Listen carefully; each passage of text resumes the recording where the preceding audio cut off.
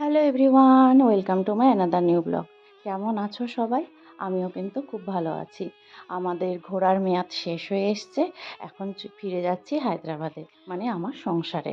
এক সংসার থেকে আরেক সংসার এই চলতে থাকে। আসলে মাঝে মধ্যে খুব বোরও হয়ে যাই, তখন মনে হয় একটু চেঞ্জ দরকার। ঘোরাঘুরি তো একরকম, আর নিজেদের লোকেদের সংস্পর্শে থাকা, লোকেদের মাঝে থাকা একরকম।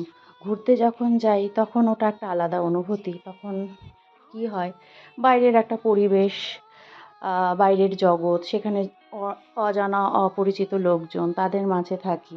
কিন্তু নিজের জায়গায়, নিজের পরিচিত জায়গায়, নিজেদের লোকজনের মাঝে থাকা কিন্তু ওটা একটা আলাদা অনুভূতি।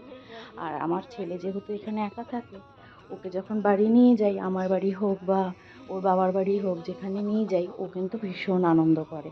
কারণ এত লোক পায়, তার থেকেও বড় কথা, নিজের মাতৃভাষায় সবার সাথে কমিউনিকেট করতে পারে, এটাই ওর কাছে অনেক বেশি আনন্দের। শ্বশুরবাড়ি থেকে যখন ফিরে আসি তখন ওর বাবার মনটা অনেকটাই খারাপ হয়ে যায়। ঠিক যখন আমি আমার বাবার বাড়ি থেকে ফিরে আসি, সেই সময় যেরকম আমার মনটা খারাপ হয়ে যায়, ঠিক একইভাবে ওর বাবার মনটাও আমি খারাপ হতে দেখেছি। যখনই বাড়ি যায় এবং খুব আনন্দ নিয়ে যায়, এবং ফেরার দিনটা যেন কোনো কিছুই তার ভালো লাগে না। এখন দেখছি ছেলের ক্ষেত্রেও তাই হচ্ছে। যখন ও ঘুরতে যায় আমাদের সাথে, ঘুরতে বলতে ঘুরতে যাওয়ার জায়গা একরকম, আর যখন নিজেদের লোকেদের মাঝে যায়, ওখান থেকে যখন ফিরে আসে তখন ওর মনটাও ভারী খারাপ হয়ে যায়। এসেই বলতে থাকে, মা ওরা কোথায়, ওরা কোথায়।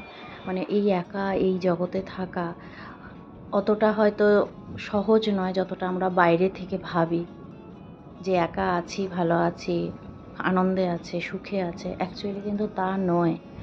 যারা বাইরে থাকে তারাই শুধুমাত্র জানে কতটা কষ্ট হয় যখন দিনের পর দিন, বছরের পর বছর নিজেদের কাছের মানুষদের দেখতে পাওয়া যায় না।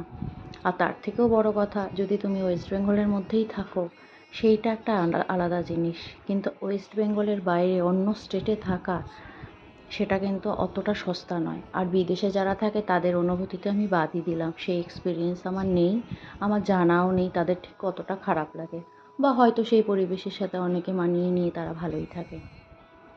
ফিরতে ফিরতে ভাবছি, গাছগুলো ঠিক আছে তো? বারবার মাথায় সেটাই ঘুরছে। আসলে ওদেরকেও নিজের সন্তানের মতোই ভালোবাসি। যখন আসি তখন বলে আসি, ভালোভাবে থেকো, সুস্থ হয়ে থেকো, আমি যেন ফিরে এসে তোমাদেরকে ঠিকঠাকভাবে পাই।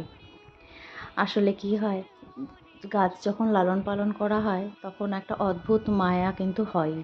তুমি যখন কোনো কিছু কষ্ট করে প্রতিপালন করবে, তখন তার প্রতি মায়া হতে তোমার বাধ্য, সেটা কুকুর বেড়ালই হোক আর গাছই হোক।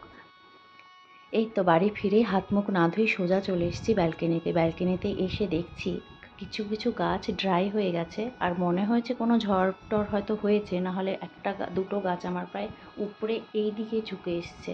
দেখেই মনে হচ্ছিল খুব বড় রকমের হাওয়া বাতাস লেগেছে। আর এই যে সবগুলো বোতলই কিন্তু প্রায় ফাঁকা হয়ে গেছে, মানে জলগুলো প্রায় শেষ হয়ে গেছে। এসেই সবার আগে যেটা করেছিলাম, গাছগুলোতে ভালো করে আগে জল দিয়েছি। মানে কি বলবো, মানে গাছগুলো সবই ঠিক আছে। আর এবারের ক্ষয়ক্ষতি আমার মাত্র দুটো গাছ। একটা নয়নতারা গাছ ছিল, সুন্দর লাল রঙের ফুল দিত।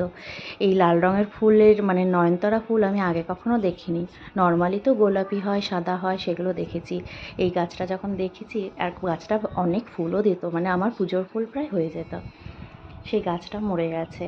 আর একটা চন্দ্রমল্লিকা মরে গেছে, আর একটা চন্দ্রমল্লিকা একটু বেঁচে আছে, মানে ওটাকে বাঁচানো যাবে, ও বেঁচে যাবে। মানে ঠিকমতো সার দেবো এখন, গাছেদের ঠিকঠাক পরিচর্যা করলেই ঠিক হয়ে যাবে।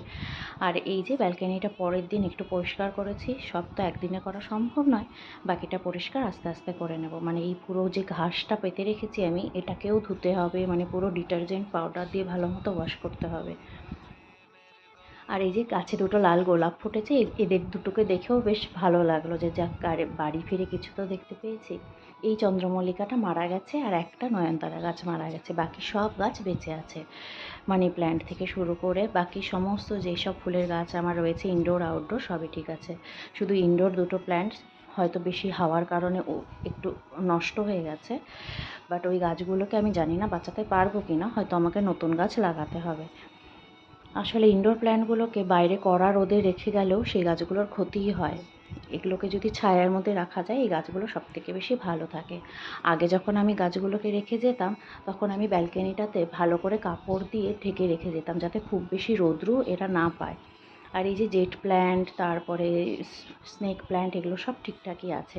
ইনডোর প্ল্যান্টগুলোকে ঘরে নিয়ে এসেছি, আর বাকি গাছগুলোকে পরিচর্যা করে ঠিক করে।